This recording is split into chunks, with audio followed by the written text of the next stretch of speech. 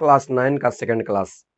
अभी हम लोगों ने देखा कि पहले क्लास में कि बीजगणित का क्या इतिहास रहा, बीजगणित के अंतर्गत क्या क्या प्रक्रियाएं रही, बीजगणित को व्यापक रूप देने में उन महान गणितज्ञों का क्या योगदान रहा, उन भारतीय गणितज्ञों के बारे में मैंने बताया। और मैंने कल अक्षर और संख्याओं के बीच मूल संक्रियाओं का युक्त बताया कि मूल संक्रियाएं कैसे भाग लेती हैं अक्षर और संख्याओं में। आज हम लोग इन्हीं अक्षर और संख्याओं को, अब अक्षर और संख्याओं को अक्षर और संख्याएं तो नहीं कह सकते ना, क्योंकि अक्षर और संख्याएं तो ये पहले से ही पता है, लेकिन बीजगणित के अंतर्गत अक्षर और संख्याओं का एक अपना अस्तित्व, एक अपना योगदान है। ये एक अलग गुणवत्ता के साथ प्रदर्शित होते हैं। इन्हीं गुणवत्ता के अनुसार अब इनको मैं समझाने के लिए एक उदाहरण लेता हूं। अब ध्यान से देखिए, जो अक्षर्स होते हैं, बार बार एक ही अक्षर का प्रयोग करके कई सवालों या कई समस्याओं को हल किया जा सकता है। जब एक ही अक्षर हर सवाल में भाग लेकर उन सवालों के हल को, मान को निकालने में क्या करता है, हमारी सहायता करता है, तो जब एक ही अक्षर बार बार हर मान में आएगा तो उसी अक्षर को बार बार रिपीट करेंगे या एक ही अक्षर को बार बार अक्षर अक्षर कहेंगे तो अक्षर से हमें क्या समझ में आएगा? अक्षर से तो हमें से केवल अक्षर वगैरह क्या तरह से समझ में आएगा, तो उनका एक अलग नाम किसी व्यंजक या किसी समीकरण में जब लिखा जाएगा तो उनका एक अलग नाम होना चाहिए कि भैया ये क्या है, ये क्या है। नाम के हिसाब से उनका गुण होता है, तो गुण के हिसाब से नाम रखा जाता है व्यक्ति का। तो यहां पे अक्षर का एक गुण देखा गया। क्या देखा गया कि हमने देखा कि जब मैं किसी, मान लो कोई अक्षर यक्स है, जब इसमें मैं 5 जोड़ रहा हूं तो मुझे 12 मिल रहा है, और इसी यक्स में जब मैं यही 5 जोड़ रहा हूं तो मुझे 18 मिल रहा है। तो आप बताइए मान किसका बदल रहा है? क्या ये 5 है तो यहां पे 5 ठीक है, क्या यहां पे 5 कुछ और है? क्या ये 5 कुछ और बन के जुटेगा? क्या 5 का मान कभी बदल सकता है? तो कहेंगे नहीं, क्योंकि ये वास्तविक मान है और ये संख्याएं कभी बदलती नहीं है। यहां अगर यक्स में 5 की वृद्धि हो रहा है तो यहां भी यक्स में 5 की ही वृद्धि हो रहा है। तो इसका मतलब ये है कि यहां पे जो यक्स रहा होगा वह 7 के रूप में रहा होगा, यानी यक्स जो है वह 7 के स्थान पे होगा, तभी ना 7 + 5 = 12 होगा, यानी यक्स का मान यहाँ पे क्या मिल गया? 7। और यहां पे जो यक्स होगा, इस यक्स का मान रहा होगा 13, तभी ना 13 5 मिलकर 18 होगा। आप देख रहे हैं कि जब परिस्थितियां बदल रही है तो इसमें युक्त यानी प्रयोग अक्षर का भी मान क्या हो रहा है? बदल रहा है। जब अक्षर का मान बदल रहा है तो भैया इनके पास एक अलग विशेषता हो गया कि नहीं, और अक्षर के पास अलग व्यवस्था हो गया, विशेषता हो गया, और संख्या के पास अलग विशेषता हो गया, क्योंकि अक्षर का मान क्या हो रहा है? परिस्थिति के अनुसार बदल रहा है। अक्षर वही है, इनका संख्यात्मक मान बदल जा रहा है, लेकिन संख्याएं जो है उनका वास्तविक मान बदलता नहीं है, जो है वही है। यानी ये पहले यक्स में अगर 5 की वृद्धि हो रही तो अभी भी इस यक्स में 5 की वृद्धि हो रही है, बशर्ते इस यक्स का मान क्या हो रहा है? केवल बदल रहा है। तो ये जब बदल रहा है, ये नहीं बदल रहा है, तो किसी भी समीकरण या व्यंजक में इस रूप से अगर ये व्यवस्थित है तो उनको उनकी विशेषता के आधार पे कुछ ना कुछ नाम देना होगा। तो इन विशेषता यानी इस आधार पे कि अक्षर का मान परिस्थिति के अनुसार बदल रहा है, संख्या का मान नहीं बदल रहा है, तो इनका नाम दिया गया चर और अचर, जिनका नाम आप सुने भी होंगे और नहीं भी सुनेंगे। चर और अचर। चर किसे कहा गया? अक्षर को। अचर किसे कहा गया? संख्या को। चर किसे कहा गया? अक्षरों को। संख्याओं क्या कहा गया? अचर। तो दो शब्द निकल के आया, एक चर, एक अचर। चर और अचर। मूल रूप से अगर देखा जाए तो चर किसे कहेंगे? अज्ञात राशियों के स्थान पे जिनका मान लिखा होता है या अक्षर के रूप में जो समीकरण या व्यंजक में दिया रहता है अक्षर के रूप में, वह चर कहलाया। और जो संख्या दिया रहता है, जो ज्ञात रहता है, वह क्या कहलाया? अचर कहलाया। चर को इंग्लिश में वेरिएबल, अचर को इंग्लिश में कांस्टेंट कहा गया। चर को इंग्लिश में क्या कहा गया? Variable, VARIABLE, variable. इसको कांस्टेंट कहा गया, कांस्टेंट, कांस्टेंट यानी चर को वेरिएबल, अचर को कांस्टेंट। कांस्टेंट में नियतांक होता है, जो नियत हो, जो फिक्स हो, दृढ़ हो, वो क्या कहलाएगा? कांस्टेंट कहलाया। और जिनका मान, वेरिएबल का मतलब होता है परिवर्तनशील, वेरिएबल का मतलब क्या होता है? परिवर्तनशील, यानी जो बदल रहा हो, उन्हें क्या कहेंगे? चर कहेंगे। इसका एक ठीक छोटा सा उदाहरण लेना चाहूंगा विज्ञान का।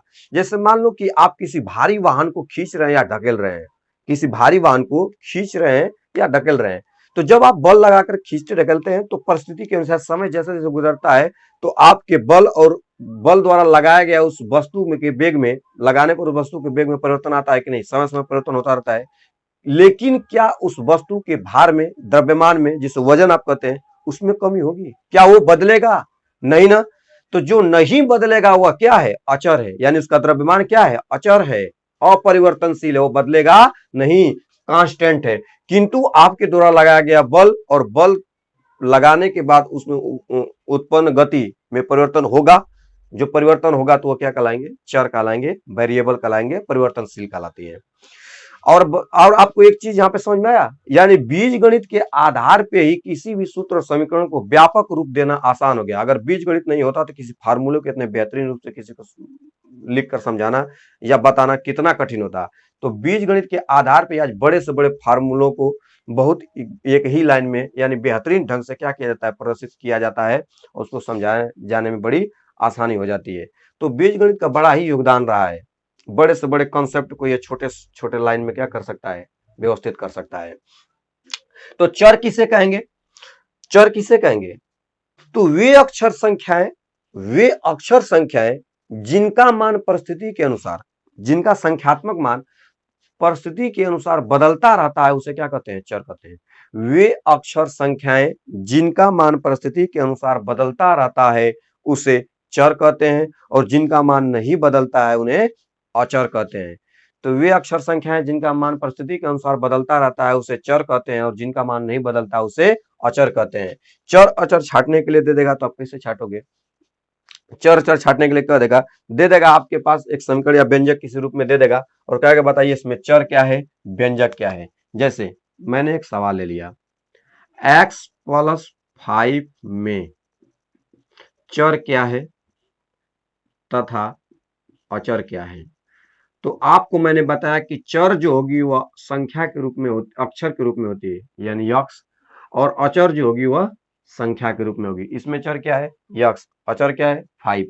इसी तरह से कई उदाहरण ले सकते हैं। जैसे मैंने कहा कि x² - 7 में चर क्या है, तो चर कहेंगे यक्स है, अक्षर को चर कहेंगे।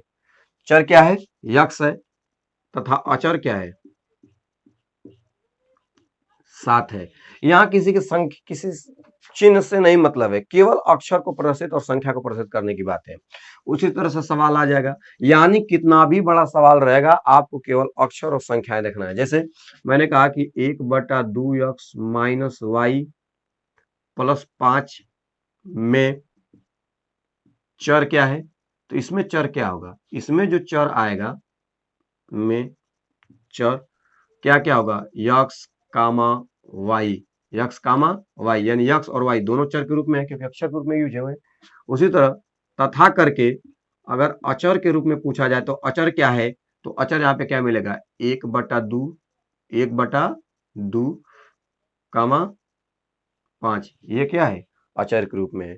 तो आपने देखा कि चर अचर जो होती हैं वो अक्षर और संख्याओं के रूप में व्यवस्थित होती हैं। जिनका मान बदल रहा है, मान किसका बदलेगा? अक्षरों का। संख्या को तो मान बदलता नहीं है, इसलिए अक्षरों को क्या कहा गया? अक्षरों को चर कहा गया, यानी वेरिएबल कहा गया, और संख्याओं को कांस्टेंट यानी अचर कहा गया। आई होप कि आप समझ चुके होंगे कि चर और अचर क्या होता है।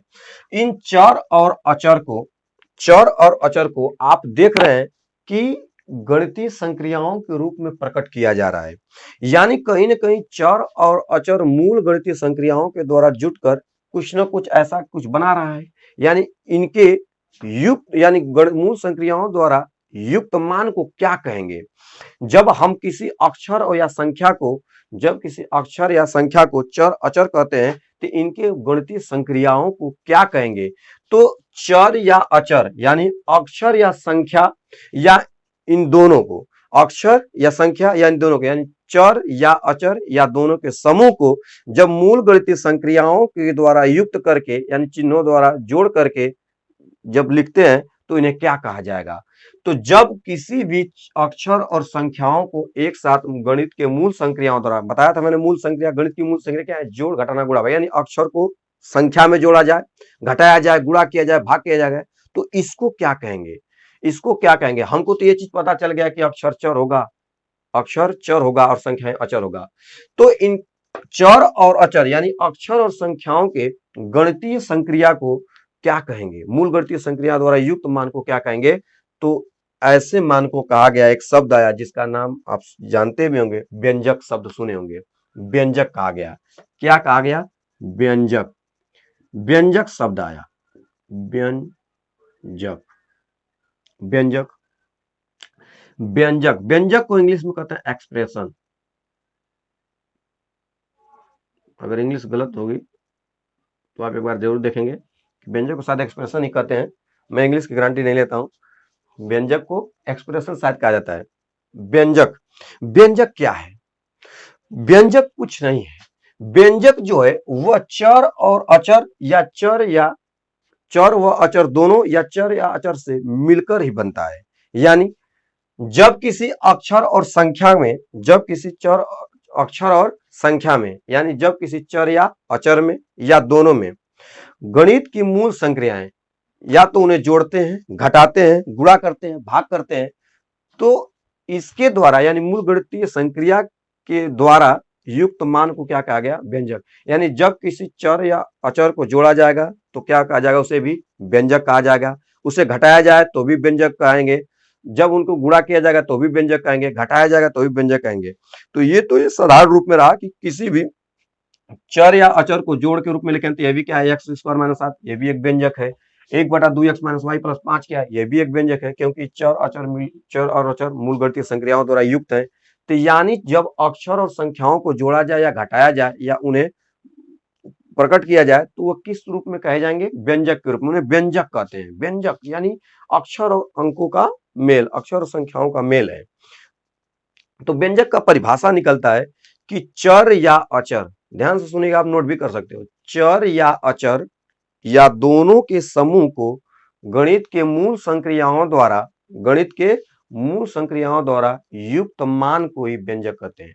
चर या अचर या दोनों के समूह को गणित के मूल संक्रियाओं द्वारा युक्त मान को क्या कहते हैं? व्यंजक कहते हैं। मतलब यहां से यह है कि जब अक्षर या अचर यानी अक्षर जो संख्याएं होती हैं वह क्या है? एक व्यंजक के रूप में होती हैं। अकेला हो तो भी व्यंजक, अगर प्लस माइनस के रूप में है तो भी व्यंजक होगा। तो व्यंजक कैसे कैसे दिखते हैं उनको समझिए। देखिए, अगर कोई संख्या में x प्लस 5 लिखा गया है तो ये चर और अचर का योग है कि नहीं? तो यह क्या कहलाएगा? व्यंजक। एकदम सीधा साधा। x में 5 जोड़ेंगे तो क्या होगा? व्यंजक। मैंने कहा कि x स्क्वायर में से मैं 7 घटा रहा हूं तो भी क्या है? व्यंजक है। ए बी में 7 घटा रहे हैं तो भी क्या होगा? ये भी एक व्यंजक है। तो चर अचर माइनस चर, तो देख रहे हैं कि अक्षर और संख्याओं का मूल गणितीय संक्रिया हो रहा है। ए गुणे अगर बी लिखा है तो ये भी व्यंजक है।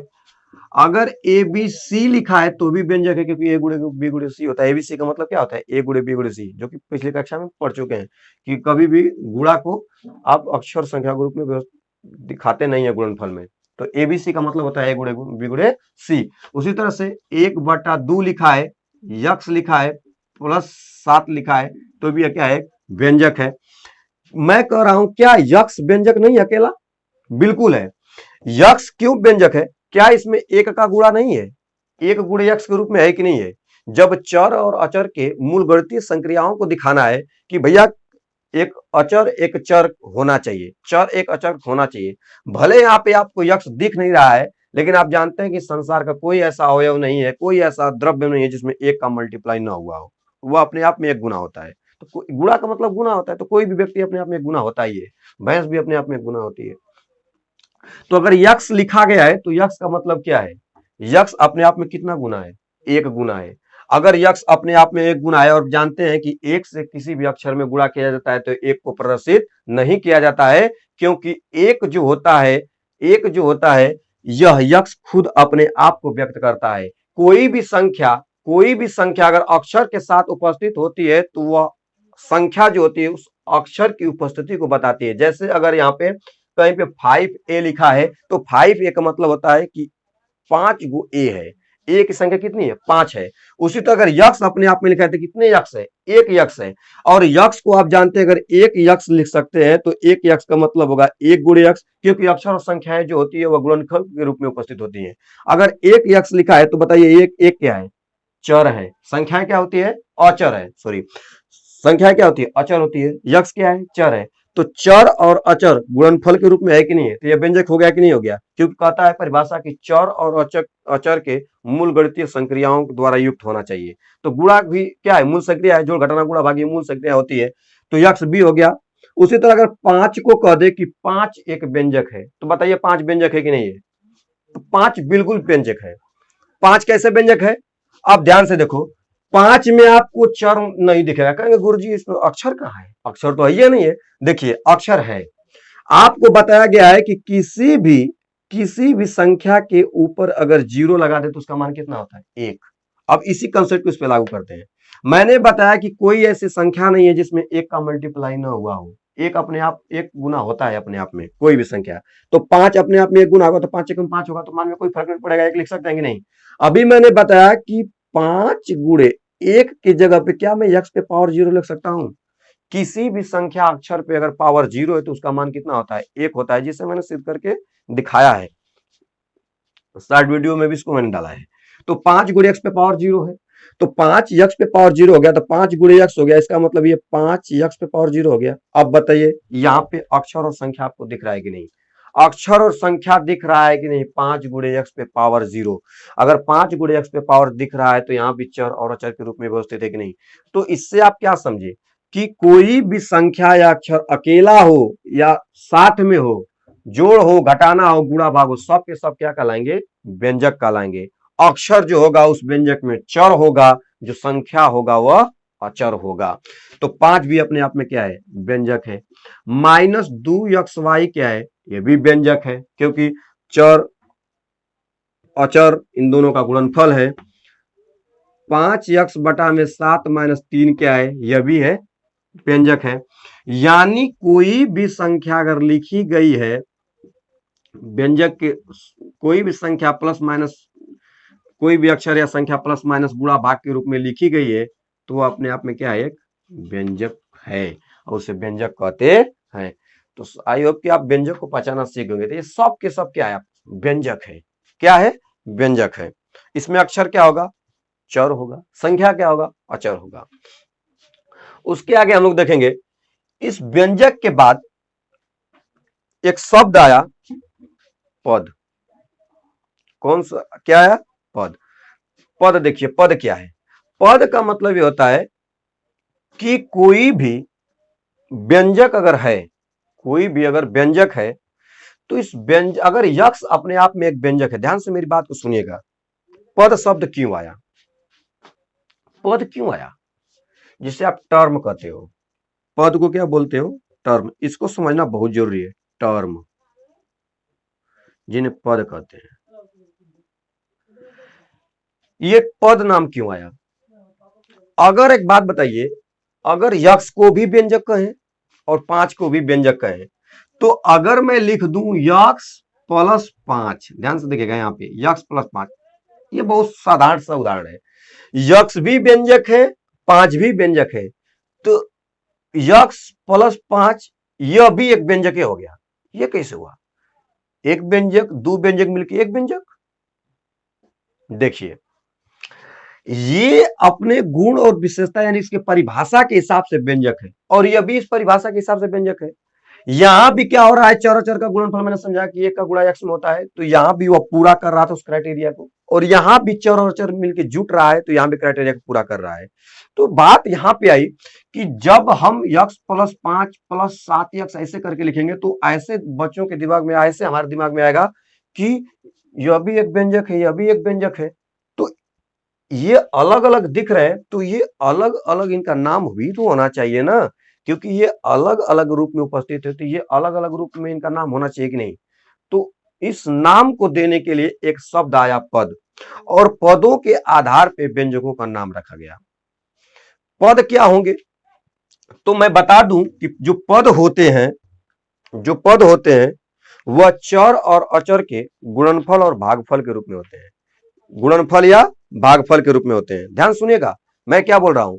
जो पद होते हैं, एक पद जो होगा या तो चर या अचर या दोनों के गुणनफल और भागफल के रूप में क्या होते हैं, प्रदर्शित होते हैं। गुणन और भागफल के रूप में प्रदर्शित होते हैं। जैसे मैंने कहा,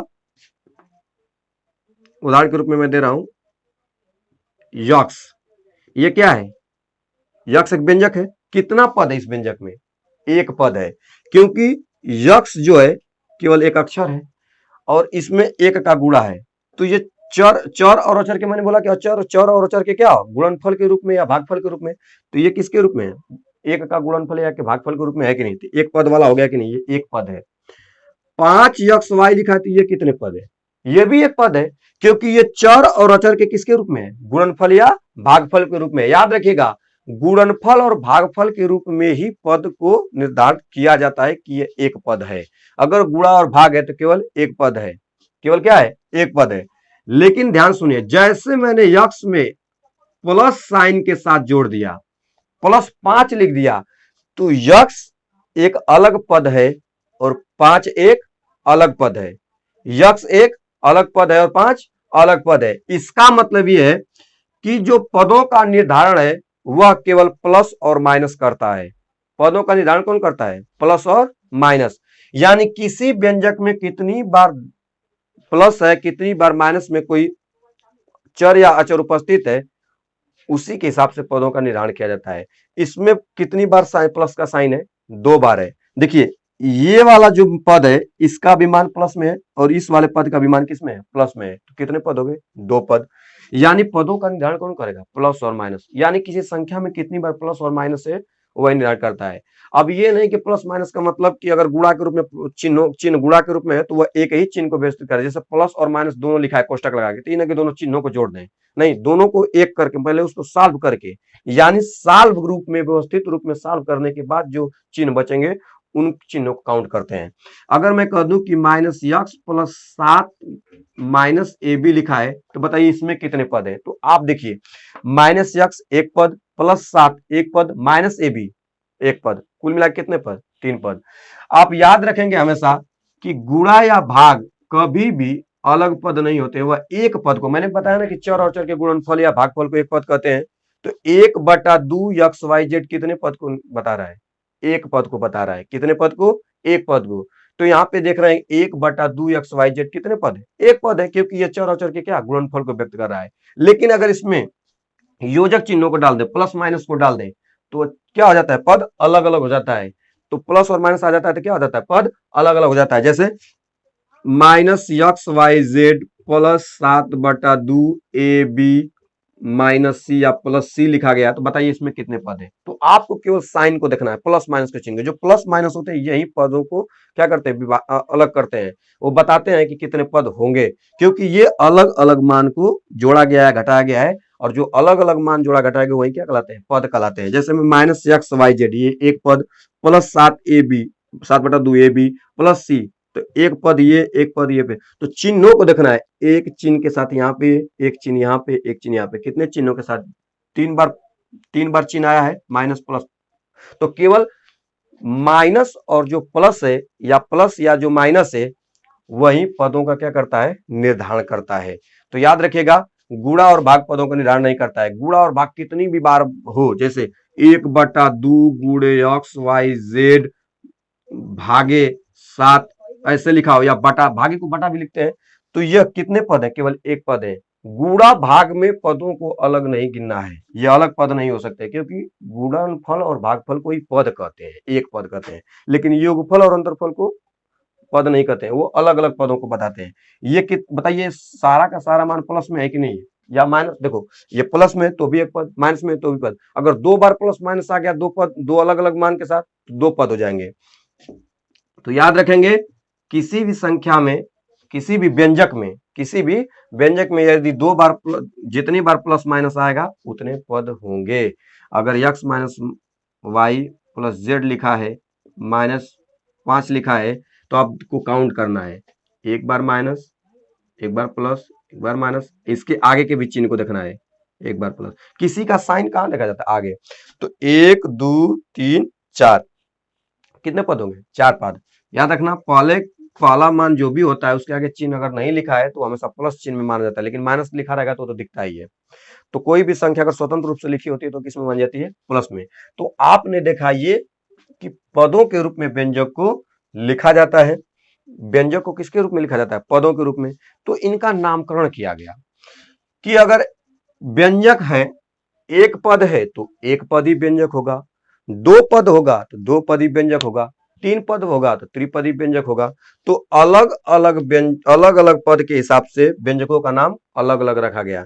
तो पद के हिसाब से ही व्यंजकों का नामकरण किया गया, जिसमें नाम आया एक पदी व्यंजक, द्विपदीय व्यंजक, त्रिपदी व्यंजक, यानी व्यंजक के पदों के हिसाब से उनका नामकरण किया गया।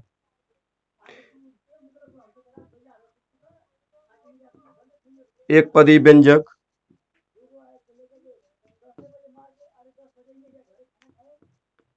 द्विपदी व्यंजक,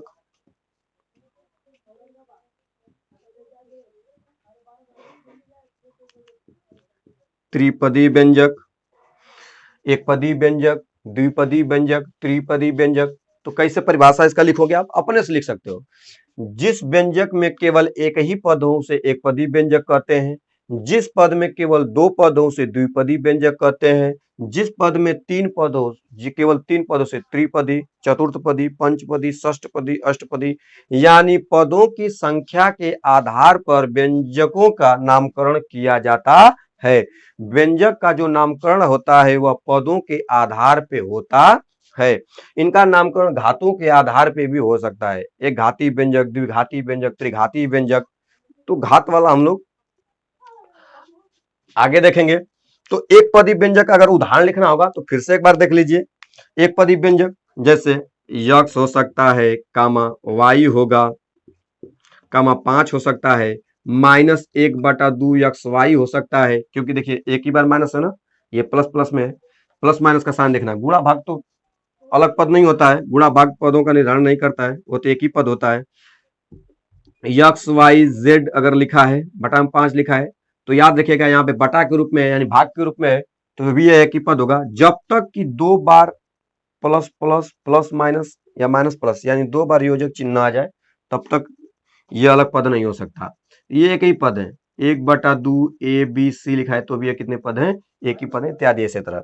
द्विपदी में कौन कौन सा उदाहरण हो सकता है? x + 5 हो सकता है, a - b हो सकता है, x² - y हो सकता है। देखिए एक प्लस यहाँ पे, इसके आगे प्लस मान सकते हैं। ये अगर a प्लस में तो -b, तो दो को पद हो गया कि नहीं?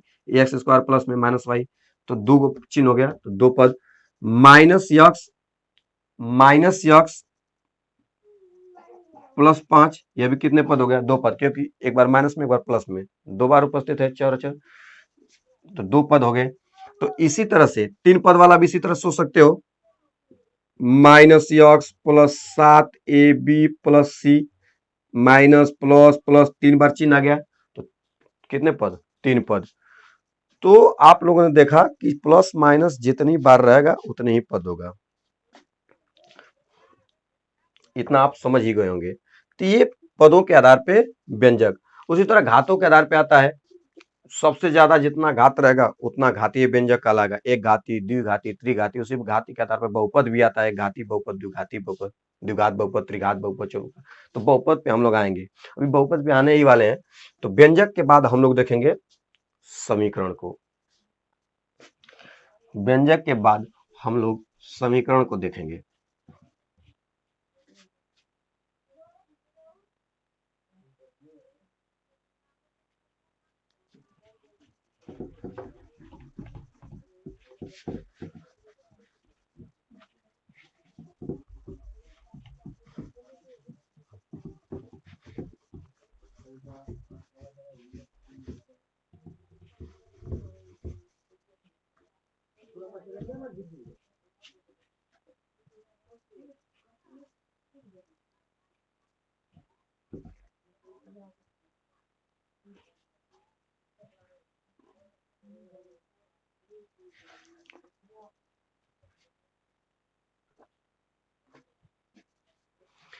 तो हम लोगों ने व्यंजक देखा पदों के आधार पे। अब व्यंजकों में पदों के आधार पे, व्यंजकों में पदों के आधार पे व्यंजकों का नामकरण हम लोगों ने देख लिया। अब बात यहां पे आ जाता है कि जब अक्षरों व संख्याओं को, अक्षरों व संख्याओं को जोड़ा या घटा या गुणा या भाग किया जाता है तो किस आधार पर किया जाता है। कि ये तो समझ में आता है कि एक अक्षर अगर है, अगर केवल अकेला अकेला अक्षर है तो जोड़ घटाना समझ में आ जाएगा। लेकिन दो दो अक्षर है, जैसे यक्स वाई में यक्स जोड़िए, 3 यक्स वाई में यक्स जोड़िए, इनको जोड़ना यानी संख्याओं को संख्याओं में तो जोड़ना आसान हो जाता है, लेकिन अक्षर को अक्षर में किस आधार पर जोड़ा जाएगा। तो अभी आप लोगों ने देखा पद, आपने कहा कि चर और अचर के गुणनफल या भागफल को क्या कहेंगे, पद कहेंगे। तो पदों को यूज किया गया जोड़ घटाना गुणा भाग में, यानी चर और अचर के योग में, चर और अचर के योग में या उन दोनों के समूहों के योगफल गुणनफल भागफल में पदों का एक बहुत बड़ा रोल है। पदों के गुणवत्ता के आधार पर ही हम बड़े से बड़े व्यंजकों को, बड़े से बड़े पदों को आपस में जोड़ अथवा घटा लेते हैं। तो उसके लिए दो बात आया कि कभी भी दो व्यंजकों या दो पदों को जोड़ा जाएगा जब उनके सजातीय मान या सजाती पद आपस में बराबर होंगे। अब दो व्यंजकों को जोड़ेंगे तो उनके सजाती पद, अब सजाती पद क्या है, तो सजाती पद और विजाती पद दो शब्द आया, यानी पदों में भी दो प्रकार के पद होते हैं। व्यंजक में पदों में भी दो प्रकार के पद होते हैं। एक तो ऐसे पद जिनके बीजीय गुणांक यानी बीजीय गुणनखंड, जिनमें बीजीय गुणांक आपस में बराबर होते हैं उसे सजाती पद, जिनके बीजीय गुणांक बराबर नहीं होते हैं उनके क्या कहते हैं, विजाती कहते हैं। सजाती पद, विजाती पद, इसको समझने के लिए हम लोग इसको सामान्य भाषा में समझेंगे। सबसे पहले हम लिख लेते हैं सजाती और विजाती पद, सजाती पद और विजाती पद। देखिए सजाती पद, सजातीय पद, सजाती पद, इसको समान पद भी कहा जाता है। समान पद, समान पद, सजाती पद को समान पद भी कहा जाता है। इंग्लिश में इसको लोग बोलते हैं लाइक टर्म, लाइक टर्म। और सजाती के बाद आता है विजाती पद,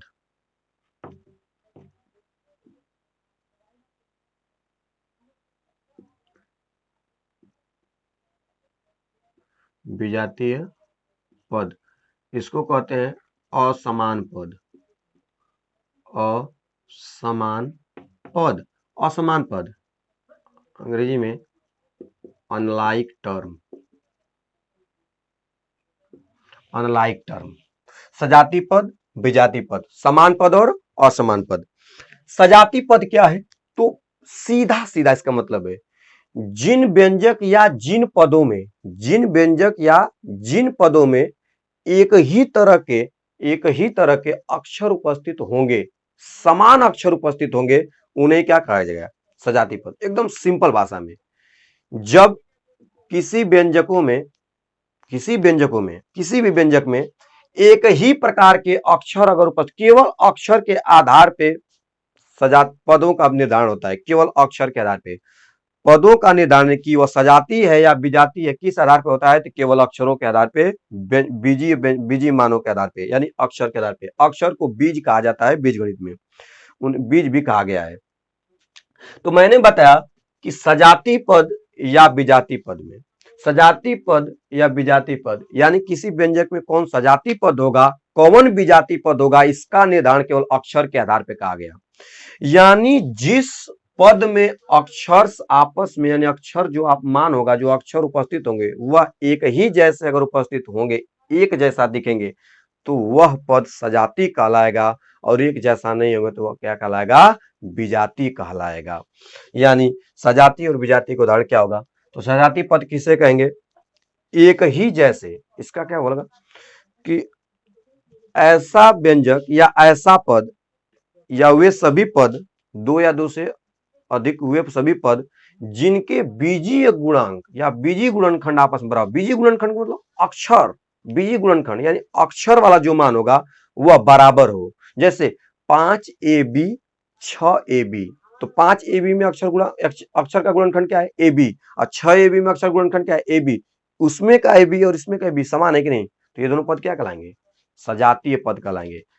तो इनको उदाहरण के रूप में कैसे समझेंगे, सजाती पद को उदाहरण के रूप में आपको समझना है। देखिए सजाती पद का जो उदाहरण होगा इस टाइप से, जैसे मैंने कहा कि 5a, अब 5a का वे सभी पद सजाती होंगे जिनमें अक्षर केवल a लगा हो, जिनमें अक्षर के रूप में केवल क्या हो, a, यानी वे सभी पद जिसमें केवल अक्षर के रूप में केवल a होना चाहिए, एक के अलावा कोई अक्षर नहीं होना चाहिए। संख्याएं कुछ भी हो, संख्या कुछ भी हो चलेगा, लेकिन अक्षर के रूप में क्या होना चाहिए, सभी पदों में अब ए होना चाहिए, तब कहलाएगा कि ये सभी आपस में क्या है, सजातीय पद हैं, एक जात वाले हैं, एक जैसे पद हैं, एक ही अक्षर वाले पद हैं। एक ही अक्षर वाले पद होंगे तो वह सजाती पद कहलाएगा।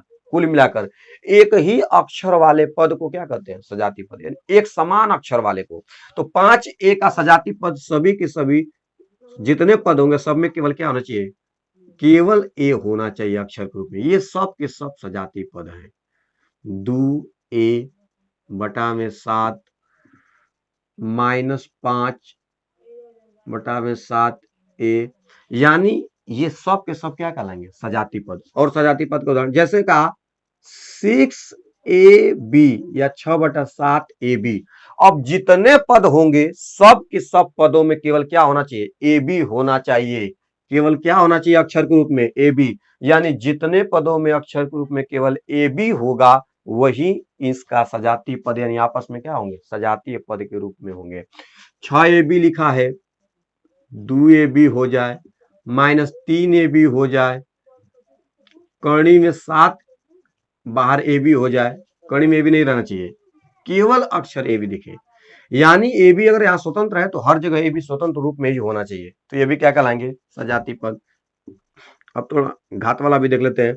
जैसे मैंने कहा कि यक्स स्क्वायर अगर लिखा है तो वे सभी पद सजाती होंगे जिसमें केवल अक्षर के रूप में क्या होगा, यक्स स्क्वायर। 7 अगर यक्स स्क्वायर लिखा है तो भी सजाती पद है। 9/2 यक्स स्क्वायर लिखा है तो भी सजाती है। -1/2 यक्स स्क्वायर लिखा है तो भी क्या है, सजाती पद है। केवल अक्षर समान होना चाहिए, अक्षर जो होना चाहिए सभी पदों में क्या होना चाहिए, समान होना चाहिए, तो ये सब के सब क्या कहलाएंगे, सजाती कहलाएंगे। क्या कहलाएंगे, सजाती। उसके बाद अगर ऐसा कभी देखो यक्स वाई स्क्वायर है, ध्यान सुनिएगा, अगर यक्स वाई स्क्वायर मान लो 5 एक्स स्क्वायर, कुछ भी एक्स वाई, तो अगला भी पद में केवल क्या होना चाहिए, अगर इसका सजाती लिखना है तो 7 यक्स वाई का स्क्वायर होना चाहिए, यक्स का स्क्वायर नहीं, जैसा इसमें है वैसा इसमें सेम टू सेम अक्षर होना चाहिए, यक्स वाई स्क्वायर। भले ये हो सकता है कि मान लो यहाँ 9 लिख दे और वाई स्क्वायर पहले लिख दे, यक्स बाद में लिख दे, तो मान पे कोई, आप जानते हैं गुणा में कोई दिक्कत नहीं होता है, वाई स्क्वायर यक्स कहो चाहे यक्स वाई स्क्वायर कहो, लेकिन वाई पे स्क्वायर आना चाहिए और यक्स होना चाहिए। तो यहाँ भी वाई पे स्क्वायर यक्स है, यहाँ भी वाई पे स्क्वायर यक्स है, यहाँ भी वाई पे स्क्वायर यक्स है, क्योंकि गुणा में कोई फर्क नहीं पड़ता है, 5 में 7 का गुणा करो चाहे 7 में 5 का,